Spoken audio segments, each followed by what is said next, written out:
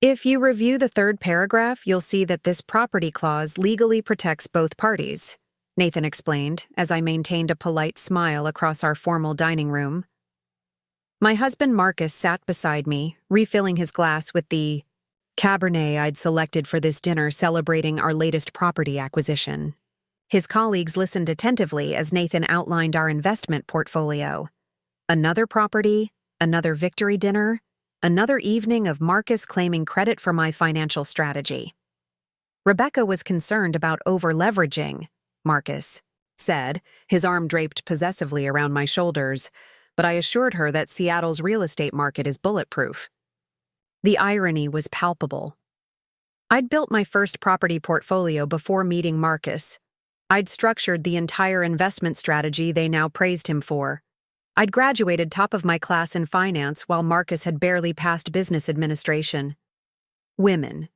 Always so cautious with investments, remarked Connor from the bank, his gaze lingering inappropriately on my dress.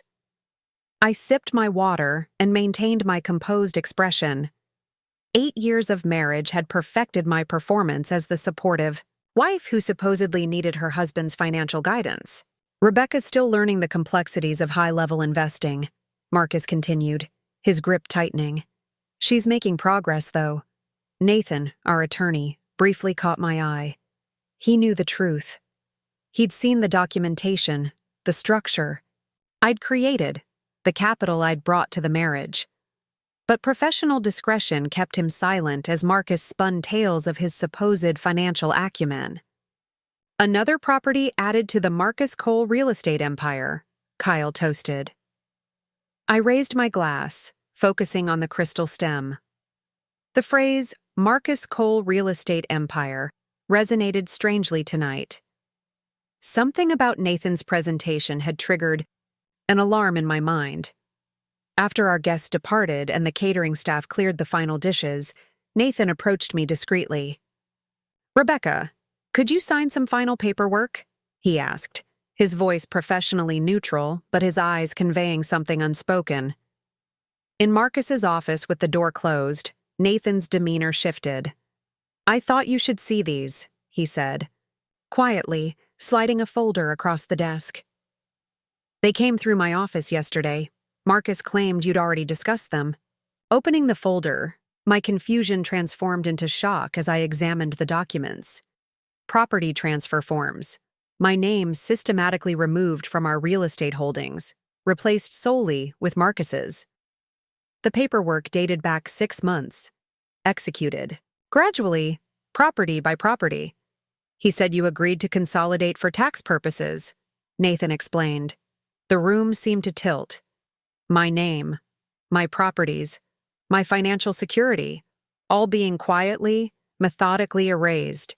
I wouldn't normally show a client documents requested by their spouse, but given our professional history. Nathan didn't complete his sentence. He didn't need to. He'd handled my finances before I met Marcus. He understood exactly what I had, contributed to this marriage and what I stood to lose. "Thank you," I replied, my voice remarkably steady. "I appreciate your professional courtesy." "The final transfers haven't been processed yet. There's still time to address this." "I'll handle it," I stated. "Please don't mention this conversation to Marcus." After Nathan's departure, I sat alone, surrounded by framed photos of Marcus with business associates, receiving awards, standing in front of properties I had found, financed, and managed. I opened my laptop and began examining our accounts. The extent of his betrayal unfolded before me through electronic statements and transfer records. For months, Marcus had been systematically removing my name from everything I had built. My phone buzzed with a text from Marcus. "Finishing up with the guys, taking them for drinks. Don't wait up." I set the phone down and stared at the folder. The trembling in my hands had ceased. The shock was receding, replaced by something colder and more calculated. The mask I'd worn for years had hidden something even from myself, a core of steel that had quietly observed every dismissal, every slight, every act of disrespect.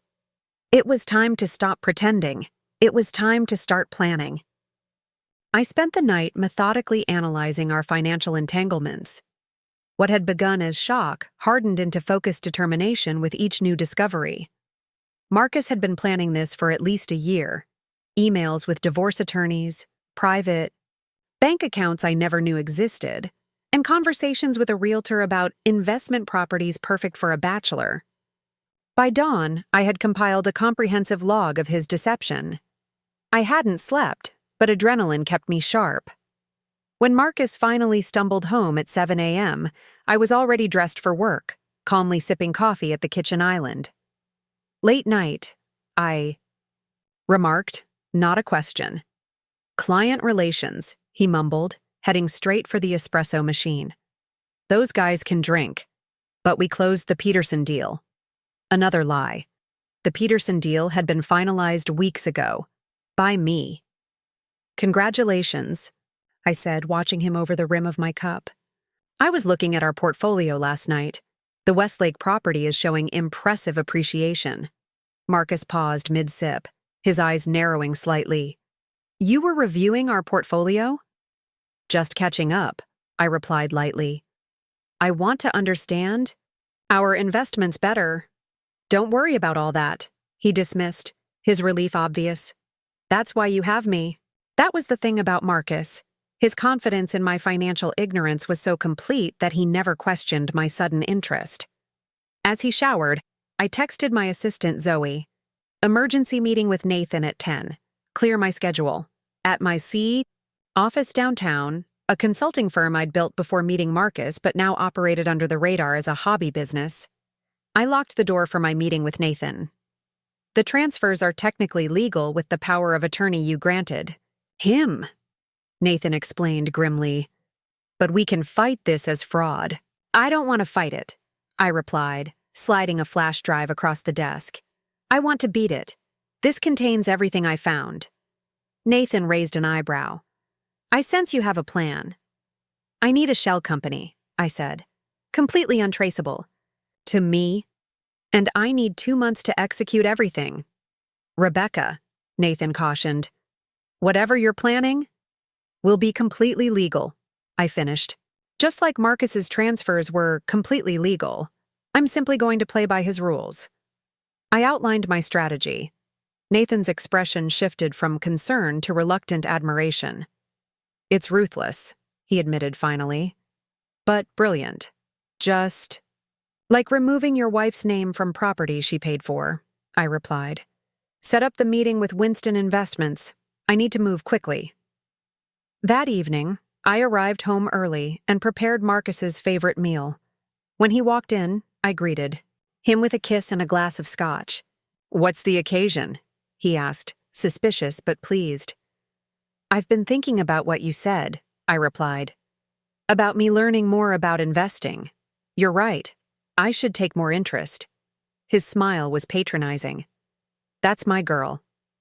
I was wondering if you could explain some of these documents, I continued, gesturing to papers spread across the coffee table. I found them in your office. His face went pale as he recognized the property transfer forms. Rebecca, I can explain. Please do, I said calmly. Explain why you're removing my name from properties I purchased. Explain why you've been speaking with divorce attorneys. Explain why you're looking at bachelor pads with Linda from Cornerstone Realty. Marcus's expression hardened. You went through my emails. Just catching up, I echoed his dismissive tone. What exactly are you planning, Marcus? Business restructuring. He deflected, but his confidence was slipping. For tax purposes. It's complicated. Then uncomplicate it, I challenged. Because from where I'm sitting, it looks like you're planning to leave me with nothing. Marcus set down his glass, strategy shifting. Look, we've had a good run, but let's be realistic. I built this portfolio. My connections, my strategy. There. It was the truth behind the mask. I see, I said, nodding slowly.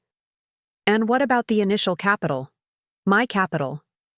A small contribution, he dismissed. I multiplied it tenfold. I stood, gathering the papers. Well, thank you for clarifying. I appreciate your honesty. Confusion flashed across his face at my calm reaction. That's it? He asked. No drama? I smiled thinly. What would be the point? You've made your position clear. As I walked away, he called after me. This doesn't have to be messy, Rebecca. Be reasonable, and we can both walk away happy. I paused at the doorway. Oh, I intend to be very reasonable, Marcus. Very reasonable indeed. He had no idea that the game had already begun. The next morning, I awoke to find Marcus already gone. Unusual for a Saturday. A text notification explained his absence. Meeting with Kyle about restructuring. Back tonight. Perfect timing. I called Zoe immediately. Is everything ready? I asked. Winston Investments confirmed the 11 a.m. meeting, she replied. And I have the documents you requested. And Marcus? GPS shows him at Kyle's country club. They have a tea time at 10. I smiled. Marcus's predictability was becoming my greatest asset. 2 hours later, I sat across from Eliza Winston, founder of Winston Investments and one of the few female investment bankers I trusted implicitly. Your husband's quite thorough, she observed, reviewing Marcus's financial maneuvers. But not as clever as he thinks. These shell companies have obvious patterns. Can you trace everything? I asked. Eliza nodded. Given time. But Rebecca, you should know, the offshore account in Belize has nearly $3 million, money that never appeared in your joint finances. The revelation stung less than it should have. I'd suspected something similar after discovering discrepancies in our investment returns. That's why I need Artemis, I said, referring to the shell company Nathan had established for me yesterday. Everything needs to flow through it, untraceable to me. And legally defensible, added Nathan, who had joined us. We're walking a fine line here. So is secretly funneling money offshore while planning to divorce your wife, I countered. I'm not doing anything illegal. I'm simply protecting what's rightfully mine. By afternoon, Artemis Financial Consulting existed on paper, backed by Winston Investments through 3 separate holding companies. My plan was taking shape. Back home, I made a show of researching investment strategies online where Marcus would see my browsing history. When he returned from golf, I approached him with feigned excitement. I've been thinking about investment opportunities, I said, deliberately using simplistic terminology. What about cryptocurrency? My friend Emma's husband made a fortune in Bitcoin. Marcus laughed condescendingly. Those are high-risk gambles, not real investments. Stick to understanding our current portfolio first. You're right, I agreed, appearing chastened. Maybe you could walk me through it? Help me understand the big picture? His ego sufficiently stroked, Marcus spent the next hour explaining his investment strategy, one I had originally developed and implemented. I nodded attentively, asking carefully crafted naive questions that prompted him to reveal more details about our holdings. What about those new forms from Nathan? I asked innocently. The ones removing my name? Marcus tensed momentarily before his smooth explanation.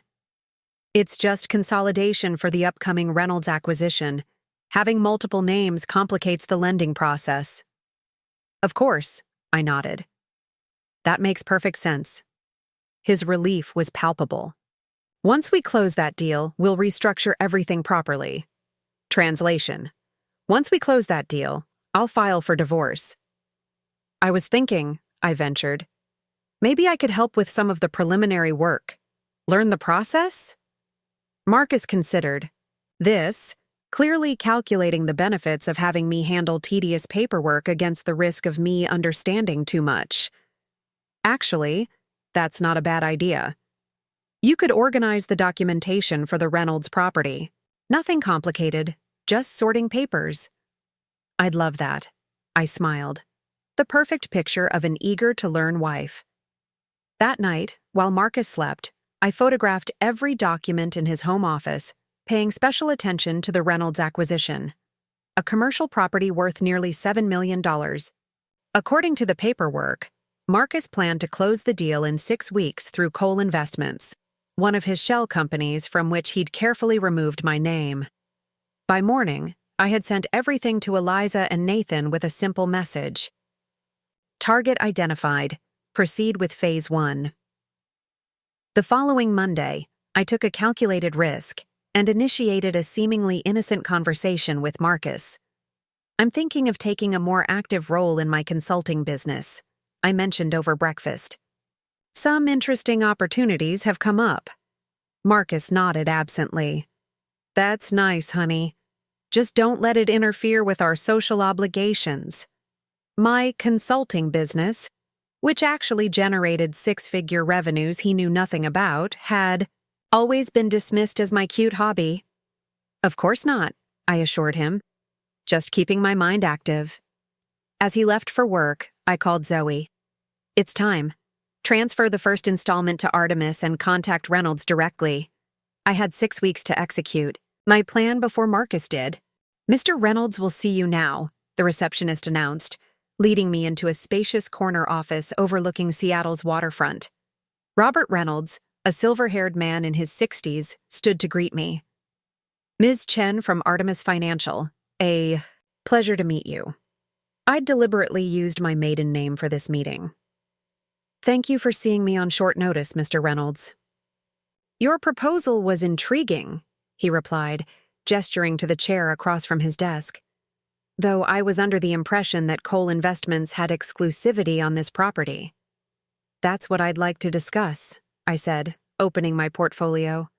Cole Investments has certain vulnerabilities I believe you should be aware of before proceeding.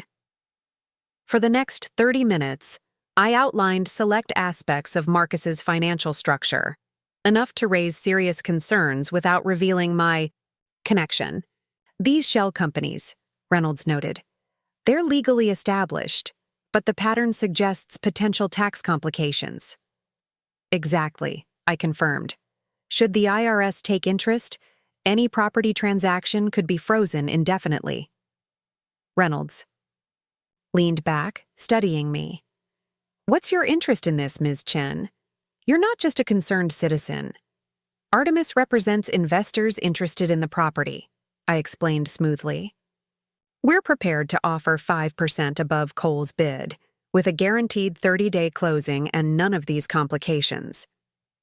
That's an attractive offer, Reynolds admitted. But I've given my word to Marcus Cole. I placed a folder on his desk. These are the financial disclosures for Artemis. Complete transparency. Compare them to what Cole provided. Reynolds opened the folder, scanning the contents. His expression shifted subtly. Exactly the reaction I'd anticipated. Cole's disclosures were less comprehensive, he acknowledged. We value transparency, Mr. Reynolds. All we ask is fair consideration. Back at my office, I briefed Nathan on the meeting. Reynolds is interested but loyal to his word, I explained. We need leverage. Nathan's expression was troubled. Rebecca, this is aggressive. If Marcus discovers, he won't, I interrupted. Not until it's too late. Has Eliza traced the offshore funds? Yes, Nathan confirmed reluctantly. The money came from the Westlake property refinance. Marcus claimed that capital went into the Bryant Street development. I nodded, another piece falling into place. Which means Bryant Street is undercapitalized. Perfect! That evening, Marcus was in an unusually good mood, bringing home champagne and takeout from my favorite restaurant. What are we celebrating? I asked, maintaining my oblivious facade. Just us, he said, kissing me with calculated affection. I've been busy with work, and I wanted to make it up to you. The performance would have been convincing if I hadn't seen the divorce consultation on his calendar that morning, information Zoe had discovered through a contact at his office. How's the Reynolds acquisition progressing? I asked innocently. His smile faltered momentarily. How did you know about that? I adopted a confused expression.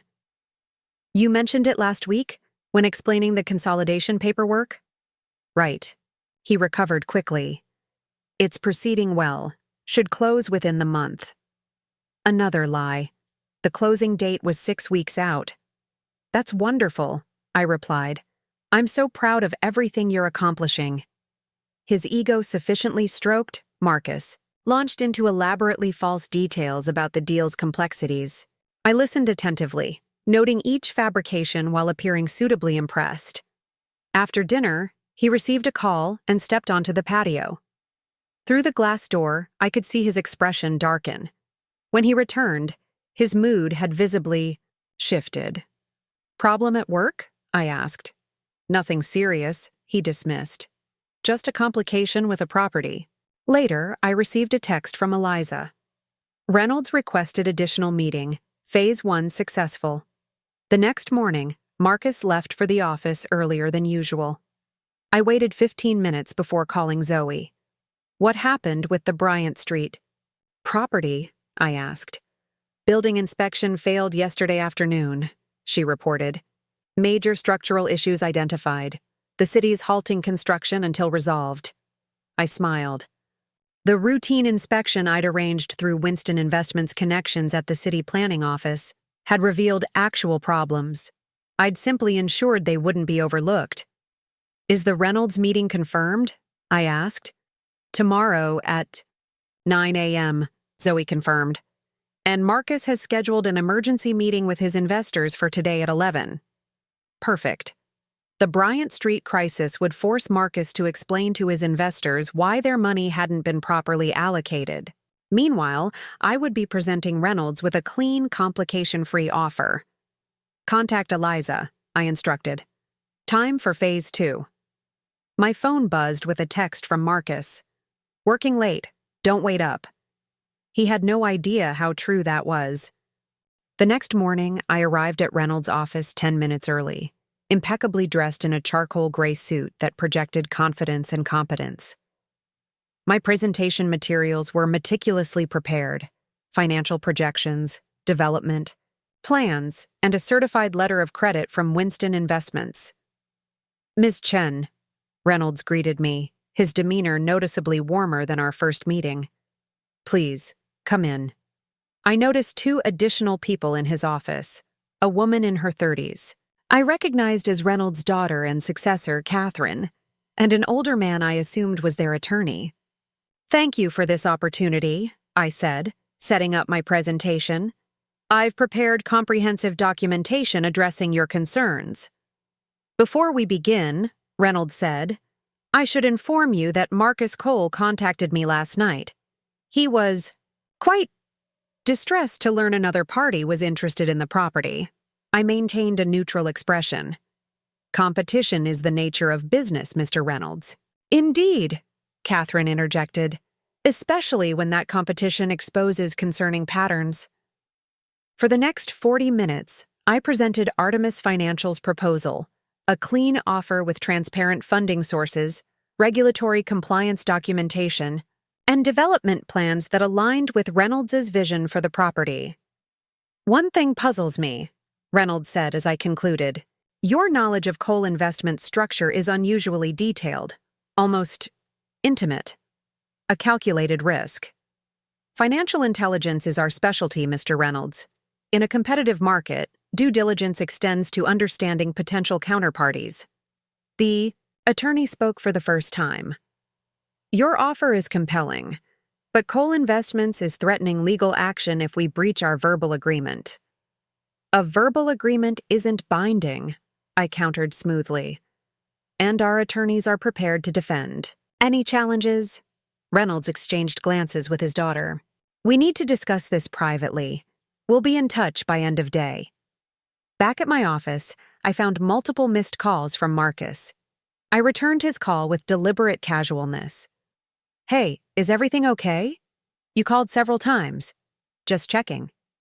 He replied, his voice tight with controlled anger. How's your day going?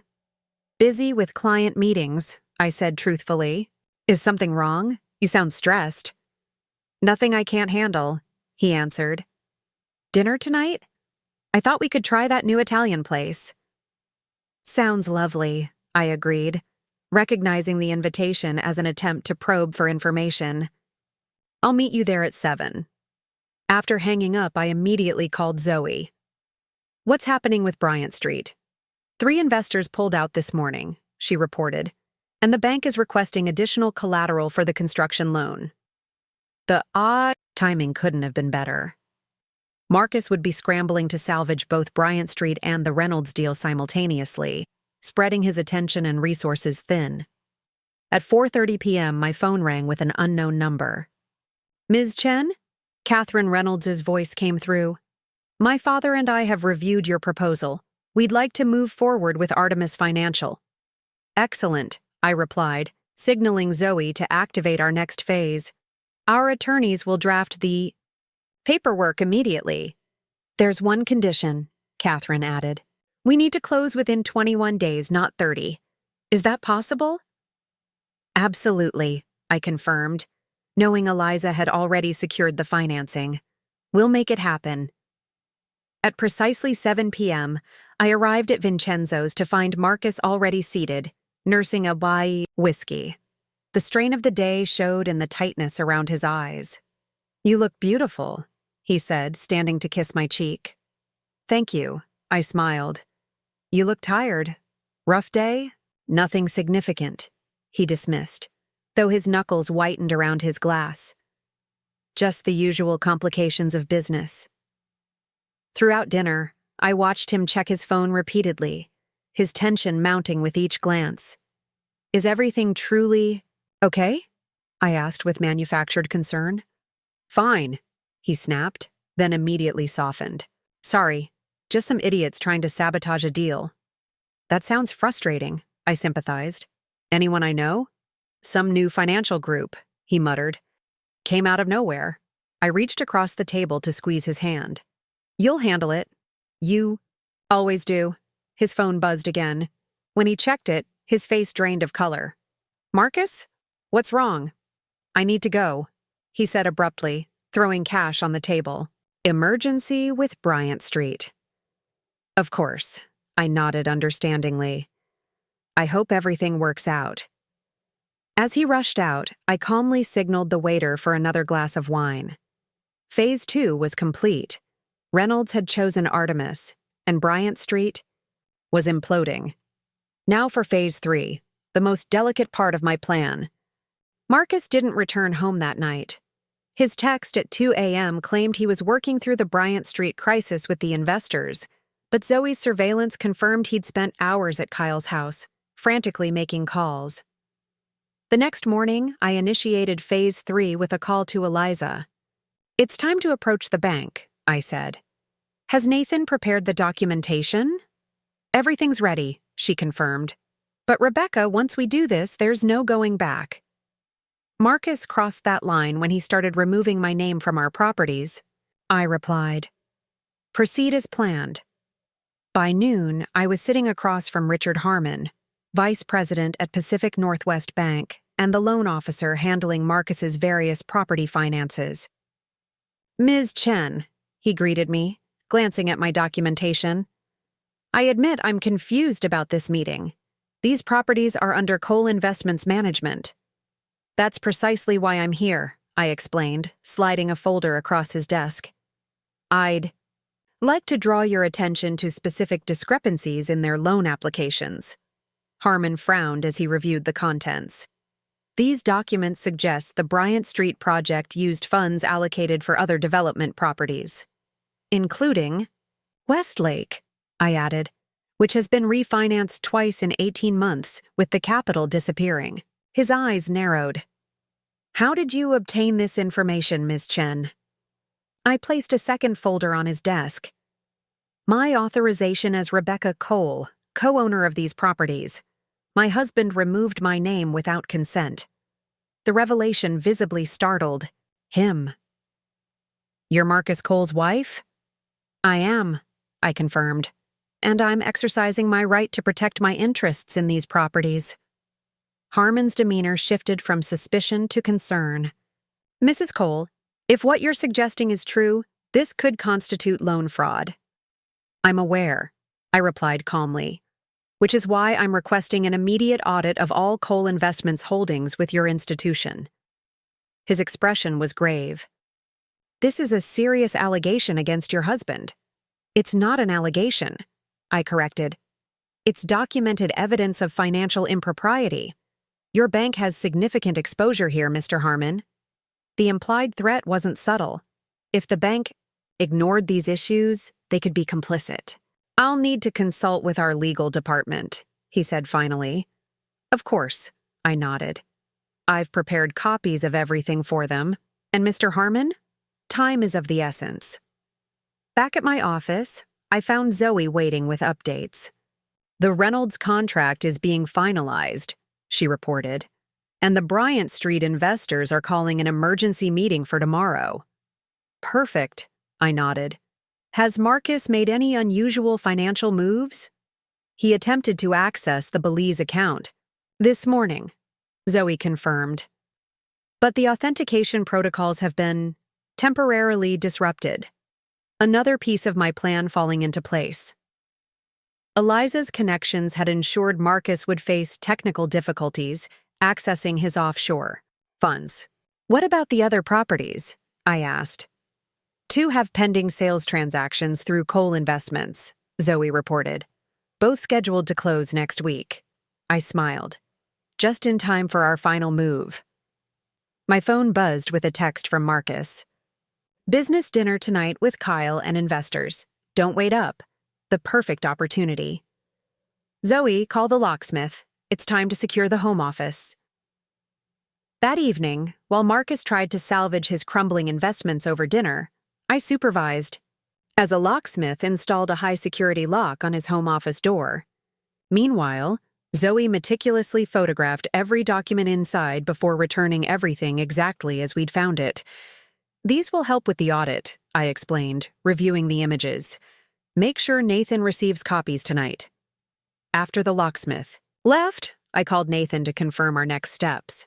Pacific Northwest Bank has initiated an internal review, he reported. Their legal team contacted me an hour ago.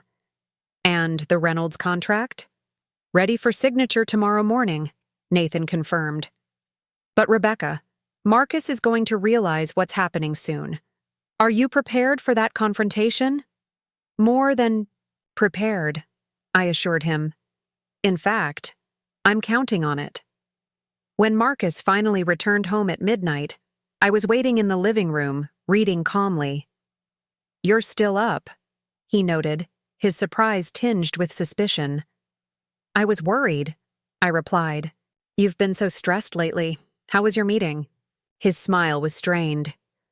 Productive. We've found a solution for Bryant Street. Another lie. The project was beyond salvation. That's wonderful, I smiled. Everything's falling into place then? Marcus loosened his tie, studying me with newfound wariness. Yes, everything's proceeding as planned. Little did he know, but not according to his plan. The next morning I dressed with particular care, a power suit I rarely wore at home, subtle makeup, hair perfectly styled.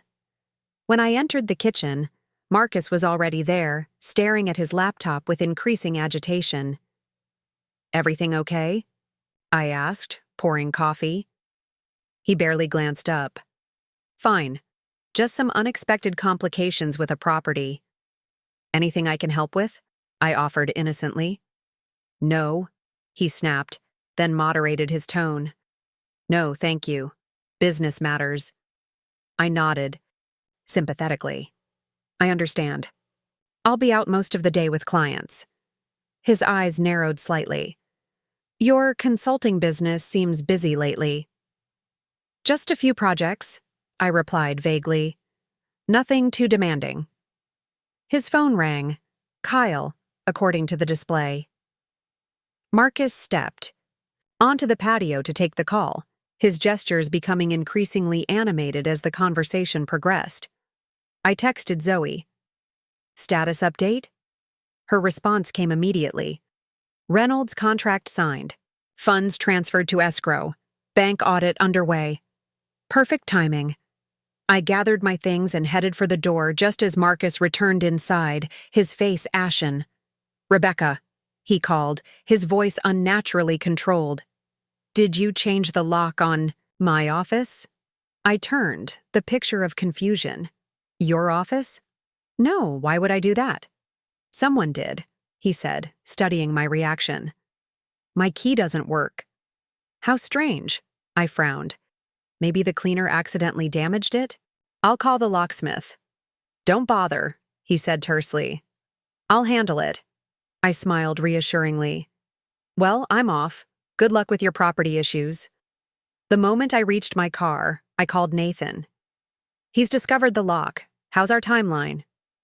"Bank auditors have already flagged 3 properties," Nathan reported. "They're freezing all related accounts pending investigation." "And the Reynolds closing?" "Completed 30 minutes ago. Artemis Financial is now the official owner." I smiled. "Time to accelerate. Meet me at the office in an hour with the final documentation." At my downtown office, I found Nathan waiting with Eliza and a woman I recognized as Jennifer Torres, lead investigator for the State Financial Regulatory Board.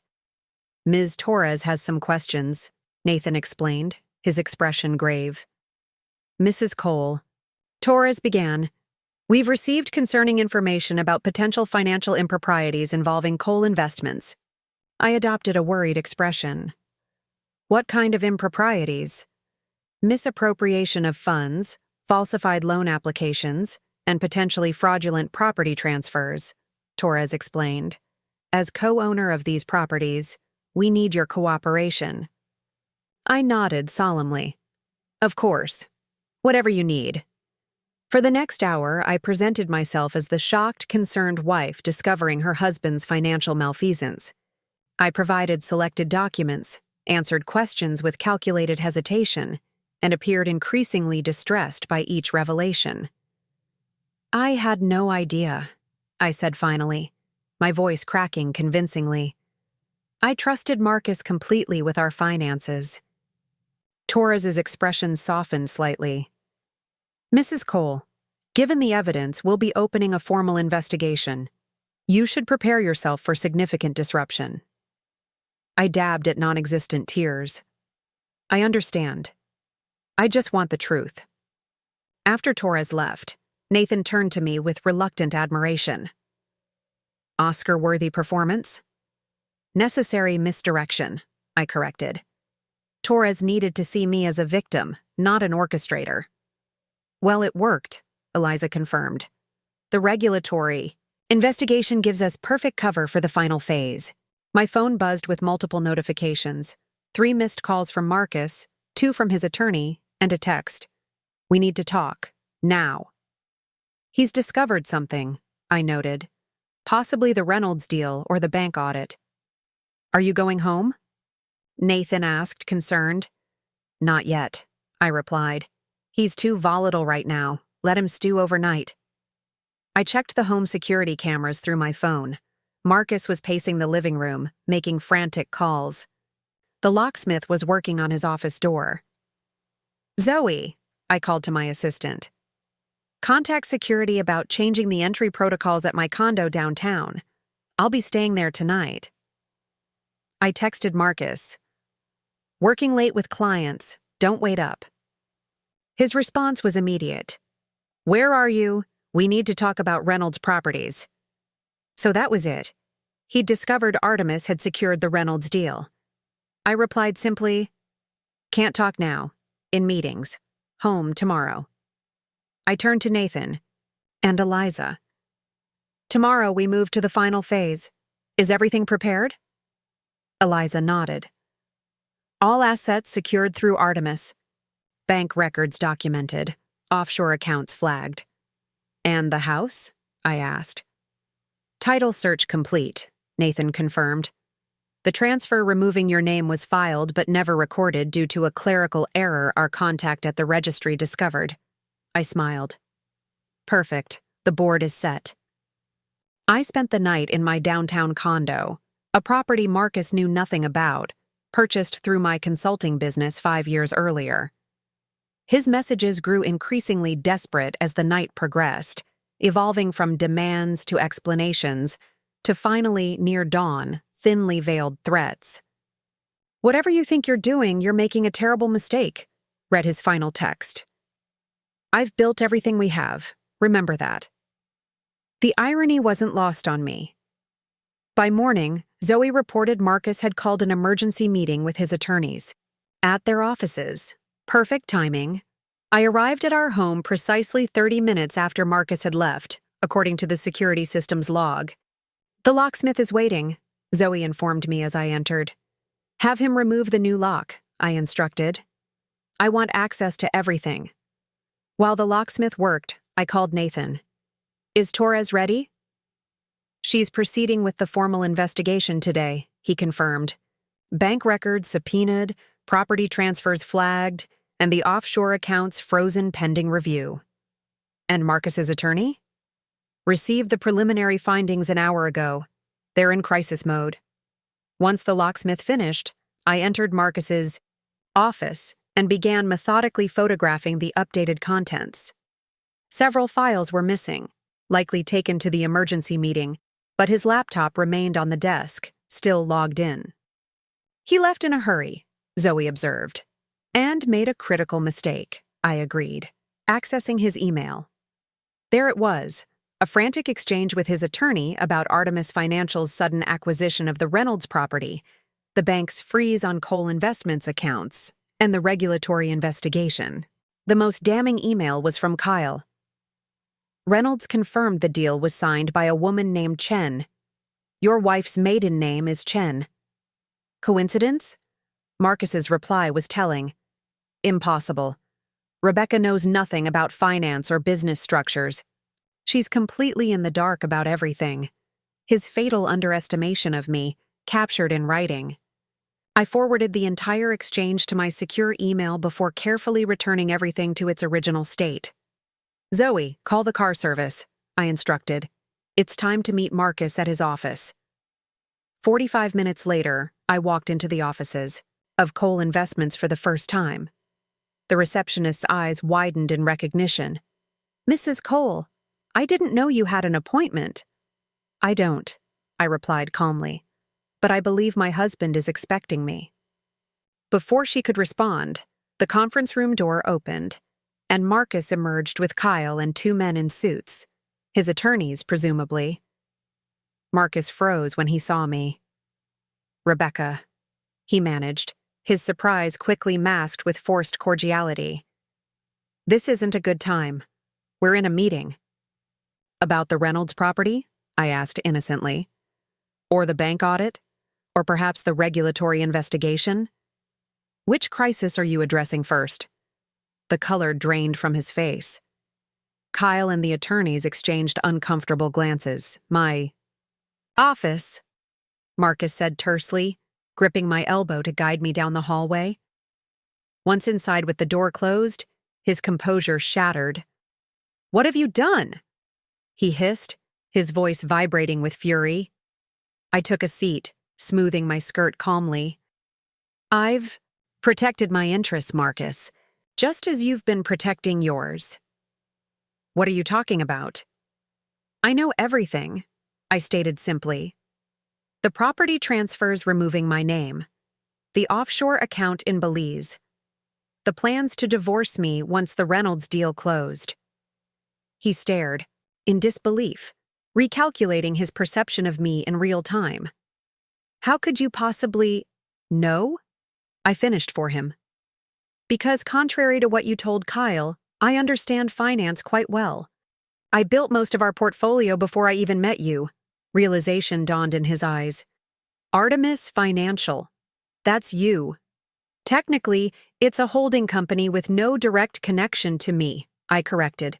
"Just as your shell companies have no direct connection to you, except yours have been flagged for potential fraud." Marcus slammed his fist on the desk. "You've destroyed everything I've built." "Everything we built," I corrected. "Or, more accurately, everything I built that you tried to steal." His expression shifted from rage to calculation. "We can fix this. Together. Whatever you think I was planning, save it, I interrupted, standing to leave. Check your email. The state investigators will be here within the hour. I suggest you prepare yourself. As I reached the door, he called, after me, desperation creeping into his voice. Rebecca, don't do this. You'll get nothing if I go down. I turned, allowing myself a small smile. Actually, Marcus, I already have everything. You just don't know it yet. Sound Part 9. I maintained my composure until I reached the car, where Zoe waited with updates. Torres and her team arrived at the bank 10 minutes ago, she reported. Nathan says they've already pulled the loan documentation for Bryant Street. I nodded, watching Marcus's office building through the window. And the house? Our contact at the county records office confirmed your name was never successfully removed from the deed, Zoe replied. The error we discovered prevented the final recording. A small smile touched my lips. Perfect timing for a clerical error. My phone rang. Nathan. Rebecca, Torres is requesting your presence at Pacific Northwest Bank, he informed me. They're questioning Harmon about Marcus's loan applications. Tell her I'll be there in 20 minutes, I replied, signaling to the driver. At the bank, I found Torres interviewing Richard Harmon in a glass-walled conference room. Harmon's face was pale, his tie loosened. The picture of a man realizing his professional judgment had been severely compromised. Mrs. Cole, Torres greeted me, her expression professionally sympathetic. Thank you for coming. We have some questions about these loan applications. For the next hour, I played my role perfectly, the increasingly distressed wife discovering the extent of her husband's financial deceptions. Each document Torres presented prompted carefully calculated reactions of shock, confusion, and finally, tearful betrayal. I trusted him completely with our finances, I explained, voice trembling. I had no idea he was removing my name from properties or diverting funds offshore. Torres's assistant entered with a message. After reading it, Torres turned to me with renewed interest. Mrs. Cole, we've just received information that your husband is attempting to liquidate several properties immediately, including your primary residence. My genuine surprise must have been convincing. He can't do that. My name is still on the deed. Apparently, he's claiming the deed transfer was completed but not properly recorded, Torres explained. I frowned, allowing appropriate indignation to surface. That's impossible. I never signed any transfer. Torres exchanged glances with her colleague.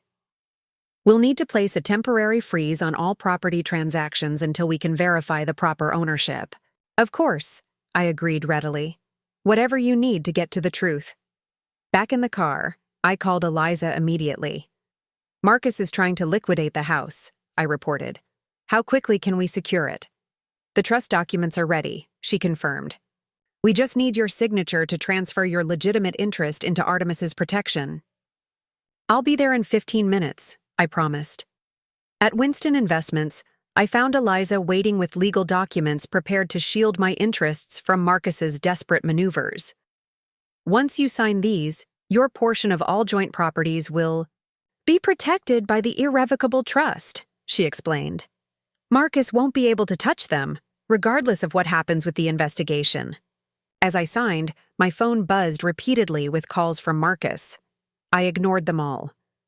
What's his next move likely to be? Eliza asked. He'll try to access the offshore accounts again, I predicted. When that fails, he'll approach Kyle or his other friends for emergency funds. Those friends may not be so friendly once they learn about the regulatory investigation, Eliza observed. I nodded. Exactly. Marcus is running out of options and allies simultaneously. My phone buzzed with a text from Zoe. M arrived home, appears agitated. Security system shows him searching office. Time to return home for the next confrontation, I said, gathering my things. Are you sure that's safe? Eliza asked, concerned. Marcus won't risk violence, I assured her. His entire strategy depends on maintaining his respectable image. Besides, I've already activated the home security system's recording features. As my car approached our neighborhood, I called Nathan for a final check. Torres has expanded the investigation to include all Cole Investments transactions for the past 3 years, he reported. The Bryant Street property has been officially flagged for loan fraud, and Marcus's professional licenses are under review.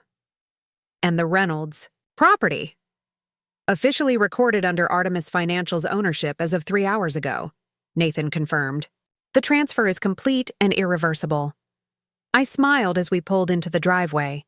Through the large front windows, I could see Marcus pacing in the living room, phone pressed to his ear, gesturing frantically. Perfect, I said, ending the EEC call and straightening my jacket. Now for the final confrontation. The pieces were all in place. Marcus's carefully constructed financial empire was collapsing around him, while mine was more secure than ever. I stepped out of the car and walked toward the house, ready to face the man who had underestimated me for the last time. I entered our home with deliberate calm, the security system chiming softly to announce my arrival. Marcus stood in the center of the living room, his usual polished appearance noticeably disheveled, tie askew, hair rumpled from repeatedly running his hands through it. "Where have you been?" he demanded, abandoning any pretense of civility. "Meeting with investigators," I replied honestly, setting my purse down. They had questions about our finances. "Our finances," he repeated with bitter emphasis. Suddenly, "You're interested in our finances after years of leaving everything to me." I met his gaze steadily. "I've always been interested, Marcus. You just preferred to believe I wasn't." He paced the room like a caged animal. "Do you have any idea what you've done?" The Reynolds deal was worth millions. Bryant Street would have transformed our portfolio. Now everything's frozen or under investigation. "Including the offshore account in Belize?" I asked innocently. "The one with $3 million I never knew existed?" He stopped pacing, reassessing, me with newfound wariness. "How did you find out about all of it?" I finished. "The same way I built our initial portfolio before I met you, through careful research, strategic planning, and attention to detail." His expression darkened. "You had no right to interfere with my business." "Your business?" I echoed, allowing indignation to color my tone. "The business built with my capital? The properties purchased with my initial investments? The ones you were systematically removing my name from without my knowledge?" His strategy shifted visibly, anger giving way to calculation. "Rebecca, you're not seeing the big picture. I was restructuring for tax purposes, protecting our assets, while consulting divorce attorneys," I interrupted, "while researching bachelor properties, while moving millions offshore." Marcus sank onto the sofa, running a hand over his face. When he looked up, his expression had transformed completely, remorseful, apologetic, the picture of contrition. "I've made mistakes," he admitted, his voice softening. "The pressure of maintaining our lifestyle, expanding the business. I took shortcuts I shouldn't have." I recognized the tactic immediately. Marcus, at his most manipulative, using charm and apparent vulnerability to disarm opposition. "But we can fix this together," he continued, reaching for my hand. "You've obviously learned the business better than I realized. We'll make a formidable team moving forward." I withdrew my hand. "There is no forward for us, Marcus." His facade cracked momentarily. "Because of some property transfers? Some private accounts? Every successful businessman commits fraud?" I finished. "Lies to his wife? Plans to abandon her once he's stolen her assets?" The charm offensive evaporated instantly. "You can't prove any of that." "Actually, I can," I countered calmly.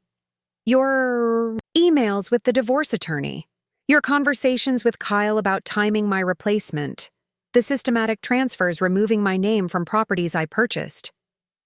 Color drained from his face. You hacked my accounts. No need, I replied. You left your laptop open this morning. Careless under pressure. A fatal flaw in finance.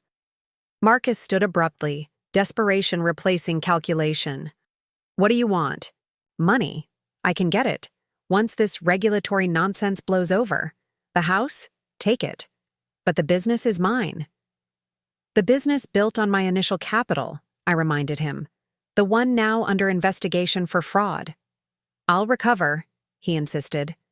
Confidence returning. I always do.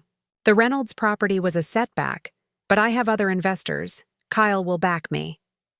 Kyle's under investigation too, I informed him, as a co-signer on the Bryant Street loans. Then I'll find others. I'm Marcus Cole, he declared, as if his name alone could reverse his fortunes. I allowed myself a small smile. A name that's currently being flagged in every financial institution in Seattle. His phone rang. His attorney, according to the display. Marcus grabbed it like a lifeline. What do you mean, further complications? He demanded into the phone, pacing again. How can she... He stopped abruptly, staring at me with dawning comprehension. Artemis Financial is her company? The attorney's confirmation was audible even from where I stood. Marcus ended the call, his expression a complex mixture of fury, disbelief, and most satisfying, reluctant respect. You're Artemis, he said flatly. I nodded once. Among other things. How long have you been planning this? Since the moment Nathan showed me the property transfers you claimed I had agreed to, I replied honestly.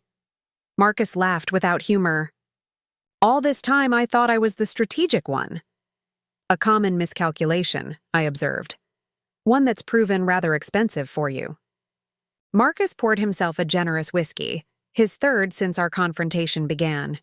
His initial shock had given way to desperate calculation as he tried to identify any remaining leverage. We can still salvage this, he insisted, pacing again. Reynolds was one property. We have others. Had others, I corrected gently. Most are frozen pending the fraud investigation. The rest are now legally protected in an irrevocable trust. He stopped mid-stride. What trust? The one I established this afternoon, I explained. My legitimate interest in all our joint properties is now legally separated from your potential liability. Marcus slammed his glass down. You can't do that without my consent. Actually, I can, I replied. Since my name was never successfully removed from most properties, I retained full legal right to protect my portion. His phone buzzed with a text. Whatever it contained drained the remaining. Color from his face. Kyle's dropping me from their firm's partnership, he muttered, almost to himself. Effective immediately. Self-preservation, I observed. The investigation is expanding to include all your business associates. Marcus collapsed onto the sofa, the magnitude of his situation finally sinking in. I'll be ruined. Professionally, yes, I agreed without malice. The regulatory violations alone will likely result in suspension of your licenses. The potential fraud charges are more serious. He looked up sharply. You'd let them arrest me? After 8 years of marriage? 8 years during which you plan to leave me destitute, I reminded him, while living off the investments I built. His phone rang again, another attorney, based on the contact name. Marcus ignored it. What do you want? He asked finally, defeat evident in his voice. I sat across from him, maintaining my composure. Originally, recognition of my contribution, respect for my financial acumen, basic honesty from my husband. Marcus flinched at the simplicity of these requests, reasonable expectations he'd systematically dismissed. And now? He asked quietly. Now, I want a divorce, I stated plainly. Clean, quick, and fair. Fair? He echoed with bitter laughter. You've destroyed everything. I've reclaimed what was mine, I corrected. The choice to destroy your career was entirely yours, Marcus. Each fraudulent application, Each misappropriation of funds, each deception, those were your decisions. The doorbell rang, unexpected, given the hour. Through the security panel, I saw Torres and two colleagues standing on our doorstep. That would be the investigators, I noted, standing to answer. Marcus grabbed my arm. Don't, please. For the first time, I saw genuine fear in his eyes. They have questions about Bryant Street, I explained, gently removing his hand. The discrepancies between the loan applications and actual fund allocation. I can explain that, he insisted desperately. I believe that's what they're here for, I replied, moving toward the door. Rebecca, Marcus called, his voice breaking, slightly. If you ever loved me. I turned, studying the man I'd married 8 years ago, the charming, confident investment manager who'd swept me off my feet, only to gradually reveal his true character through countless small dismissals. And undermining comments? I did love you, I acknowledged. Enough to suppress my own abilities to make you comfortable. That was my mistake. When I opened the door, Torres greeted me with professional courtesy before turning her attention to Marcus. Mr. Cole, we have some questions regarding the Bryant Street development loan applications. Marcus straightened his tie, his public persona reasserting itself. Of course, happy to clarify any confusions. Perhaps we should continue this conversation downtown, Torres suggested, her tone making it clear this wasn't optional. As Marcus gathered his phone and wallet, he turned to me one last time. This isn't over. Actually, it is, I replied quietly. I've already packed your things. Your mother called earlier. She's expecting you. His expression contorted with humiliation at this final indignity. My mother? She seemed concerned. I noted. Apparently, she's been receiving calls about your financial difficulties. Torres led Marcus toward the waiting car, his shoulders slumped in defeat. I watched from the doorway as the car pulled away, feeling neither triumph nor vindication, only a profound sense of reclaiming something essential I'd surrendered years ago. My identity, my worth, my power. Closing the door, I surveyed the home that was now truly mine alone. Tomorrow would bring new challenges, questions from friends, fallout from the investigation, rebuilding my public identity separate from Marcus's disgrace. But, for tonight, I simply savored the quiet and the knowledge that I had finally stopped pretending to be less than I was. Morning arrived with rain pattering against the windows, typical Seattle weather that matched my reflective mood. I sipped coffee in the kitchen that now felt distinctly mine, reviewing updates from Nathan. Marcus spent the night answering questions. He reported via text. No formal charges yet, but the investigation is expanding. His attorney requested a meeting with us today. I replied simply, schedule it for 2 p.m. at your office. After finishing my coffee, I walked through each room of the house, seeing it with fresh eyes. So many spaces designed to showcase Marcus's success, his awards prominently displayed, his preferences dictating the decor, his presence dominating even in absence. Time for change. I called a moving company to remove Marcus's remaining possessions to storage, then contacted an interior designer I'd long admired, but Marcus had dismissed as too avant-garde. By noon, Zoe arrived with lunch and updates. The regulatory board has suspended Marcus's investment licenses pending investigation, she reported. Pacific Northwest Bank is conducting a full audit of all his accounts, and 3 more investors have pulled out of Cole Investments projects. I nodded, unsurprised. Any word from Kyle or the others? They're distancing themselves publicly, Zoe confirmed. Kyle released a statement that his firm had limited involvement with Marcus's questionable transactions. Loyalty among thieves, as fragile as expected. What about Reynolds? I asked. Catherine Reynolds called this morning. Zoe smiled. She's impressed with Artemis Financial's efficiency and wants to discuss future collaborations. A small victory, but significant. Reynolds Properties represented not just a valuable acquisition, but validation of my business approach. At 1:30 p.m., I arrived at Nathan's office for the meeting with Marcus and his attorney. I'd chosen my outfit carefully, a tailored navy suit that projected confidence without ostentation. Marcus was already there, sitting with an older attorney I recognized as James Whitman, one of Seattle's most expensive divorce lawyers. Marcus looked haggard, his usual polish diminished by stress and likely a sleepless night of questioning. "Rebecca," he acknowledged stiffly. "Marcus," I replied with professional courtesy. Nathan joined us, accompanied by Eliza, whose presence clearly surprised Marcus. "Ms. Winston is here as financial counsel," Nathan explained, noting Marcus's confusion. Whitman cleared his throat. "We've requested this meeting to discuss a swift resolution to the current situation." "The criminal investigation?"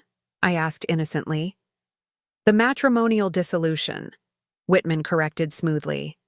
"My client proposes an equitable division of assets to avoid prolonged litigation."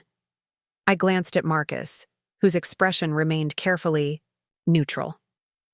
"I'm open to equitable terms," Whitman pushed a document across the table. "We've prepared an initial proposal." Nathan reviewed it first, his eyebrows raising slightly before passing it to me. The terms were surprisingly reasonable, almost generous compared to Marcus's previous machinations. "This is a significant shift from removing my name from our properties," I observed. "Circumstances have changed," Marcus replied, his first direct words to me. Indeed they had. With his professional reputation in tatters, accounts frozen, and possible criminal charges looming, Marcus was clearly seeking damage control. "There's also the matter of the Reynolds property," Whitman added. "We understand Artemis Financial is technically separate, but given the timing and circumstances, Artemis Financial is a legitimate business entity with no legal connection to our marital assets," Nathan interjected firmly.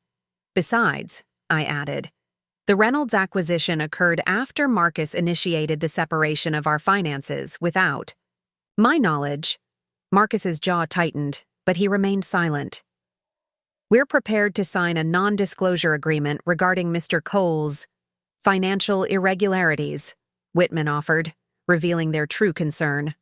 Marcus's public image. "The regulatory investigation is proceeding independently," I reminded them. "My discretion won't change that." Marcus finally spoke directly to me. "What do you want, Rebecca?" Such a familiar question, now asked from a position of weakness rather than contempt. "Exactly what this document outlines," I replied simply. "Fair. Recognition of my contributions and clean separation." The meeting concluded with tentative agreement on the divorce terms, significantly more favorable than anything Marcus would have offered voluntarily before his downfall. As we prepared to leave, Marcus asked for a moment alone. Against Nathan's concerned look, I nodded agreement. When the others had stepped out, Marcus faced me with a mixture of resentment and reluctant respect. "You orchestrated this perfectly," he said quietly. "I never saw it coming." "That was your fundamental mistake," I replied. "You never really saw me at all." 6 weeks later, I sat across from Catherine Reynolds in the downtown offices of Artemis Financial. The space, formerly an art gallery, reflected my aesthetic perfectly. Clean lines, modern furnishings, and walls showcasing local artists Marcus had dismissed as too experimental. "The development plans look excellent," Catherine said, reviewing the proposal for the Reynolds property. "My father is particularly impressed with the sustainability features. They'll increase initial costs by 12%, I acknowledged, but reduce operating expenses by nearly 30% over the first decade." Catherine smiled. "That's exactly the long-term thinking we were looking for. Cole Investments was focused solely on immediate returns." I nodded, accepting the implicit compliment without mentioning Marcus. His name had become toxic in Seattle's business community, a cautionary tale of hubris and fraud. The final divorce papers had been signed yesterday, a surprisingly straightforward process given Marcus's initial efforts to strip me of everything. His legal troubles had ensured his cooperation. Facing potential criminal charges, he couldn't risk antagonizing me further. By the way, Catherine added as we concluded our meeting, I mentioned Artemis to the Sorensen group. They're looking for new investment partners after the coal situation. I appreciate the referral, I replied professionally. The Sorensens had been among Marcus's most prestigious clients. Landing their business would be a significant achievement. After Catherine left, Zoe brought in coffee and the latest updates. The Bryant Street property is being auctioned next month, she reported, and Marcus's mother listed her house for sale. I raised an eyebrow. His mother's house? Zoe nodded. Apparently, she mortgaged it to provide his defense funds. The legal bills have been substantial. I felt a twinge of something, not quite guilt, but perhaps empathy. Marcus's fall had created collateral damage I hadn't anticipated. Send flowers to his mother, I decided, anonymously. Zoe looked surprised, but made a note without comment. My phone buzzed with a text from Nathan. Plea deal offered. 18 months. Mostly probation. Full restitution to investors. Better than Marcus deserved, but typical for white-collar first offenders with expensive attorneys. The restitution would wipe out any remaining assets he'd managed to hide. The intercom buzzed.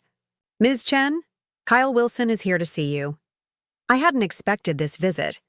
Kyle, once Marcus's closest ally, had been among the first to publicly distance himself when the investigation began. Send him in, I instructed, curious about his purpose.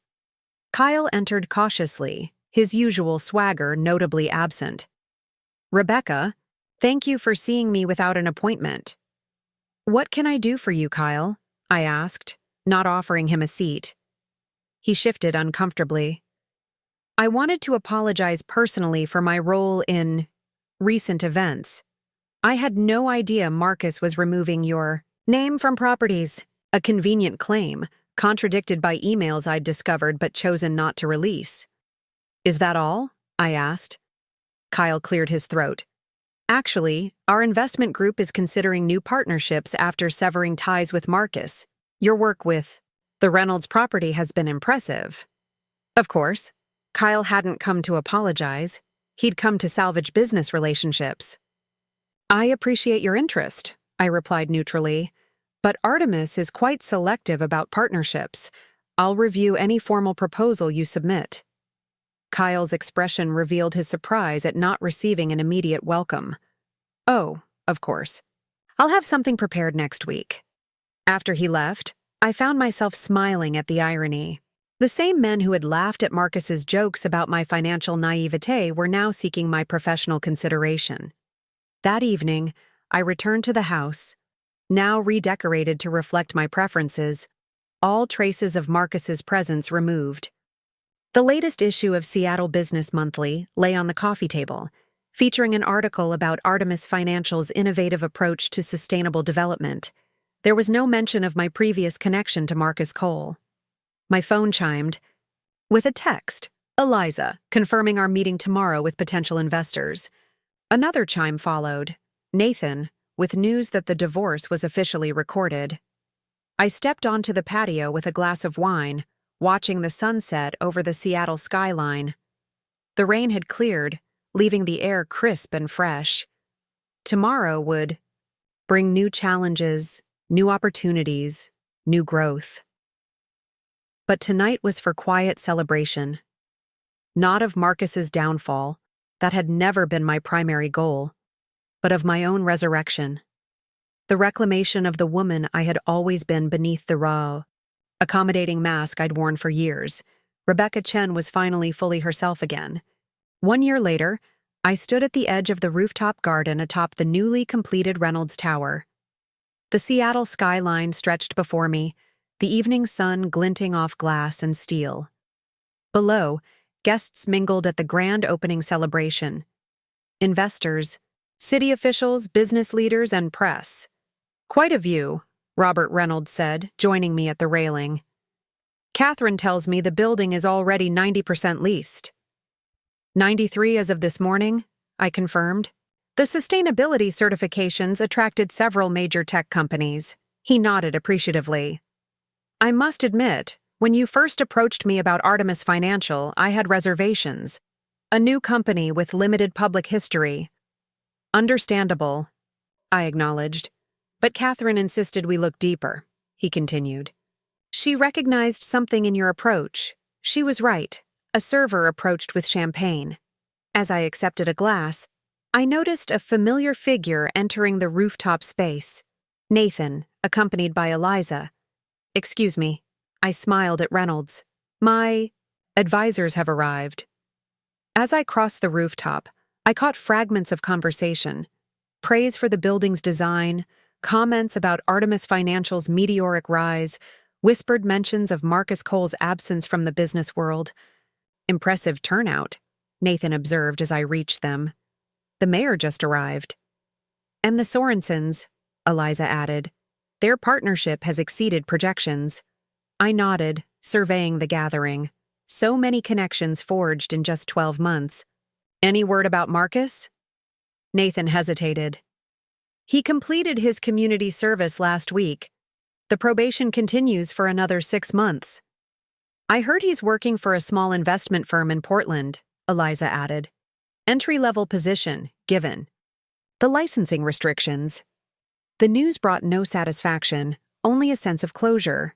Marcus's punishment had never been my objective, only reclaiming what was rightfully mine. Ms. Chen? A young reporter approached, notepad in hand. Jessica Winters, Seattle Business Journal. Could I ask a few questions about Artemis Financial's remarkable first year? I gave Nathan and Eliza a small nod before turning to the reporter. Of course. You've established one of the fastest-growing investment firms in the region, she began. What do you attribute your success to? Clear vision and transparent operations, I replied. We approach each project with long-term sustainability in mind, financial, environmental, and social. And your background? You seemed to emerge fully formed on the Seattle business scene. I smiled slightly. I've been in finance for 15 years, though much of my earlier work was behind the scenes. Any connection to Marcus Cole? She asked. Directly. Some sources suggest you had professional dealings before his legal troubles. The question I'd been anticipating for months. My prepared answer was deliberately vague, acknowledging the past while avoiding details that might generate unwanted publicity. Mr. Cole and I crossed paths professionally, I acknowledged. But Artemis Financial has always operated independently. The VI reporter seemed poised to press further, but Catherine Reynolds approached, providing a timely interruption. I'm sorry to intrude, she said smoothly. But the mayor is asking to speak with Ms. Chen before his address. As we walked away, Catherine murmured, The press never stops digging. Let them dig, I replied calmly. There's nothing to find beyond what's already public. The evening proceeded with speeches, tours of the building's innovative features, and numerous business cards exchanged. By the time the last guests departed, the sky had darkened to reveal a canopy of stars over the city lights. I remained on the rooftop alone, reflecting on the journey of the past 18 months. From the shock of discovering Marcus's betrayal to the methodical reclamation of my financial identity, each step had led to this moment. My phone chimed with a text, an update from Zoe about tomorrow's meetings with international investors. Another chime followed, a news alert mentioning Artemis Financial in a feature about women-led companies transforming Seattle's business landscape. I slipped the phone back into my pocket and gazed once more across the cityscape. Marcus had sought to erase me from our financial empire, believing I would remain ignorant and compliant. Instead, he had inadvertently freed me to create something entirely my own, something stronger, more ethical, and ultimately more successful than anything we had built together. The irony would not be lost on him. As I turned to leave, I caught my reflection in the glass doors, confident, poised, unapologetically powerful. Rebecca Chen, finally and completely herself.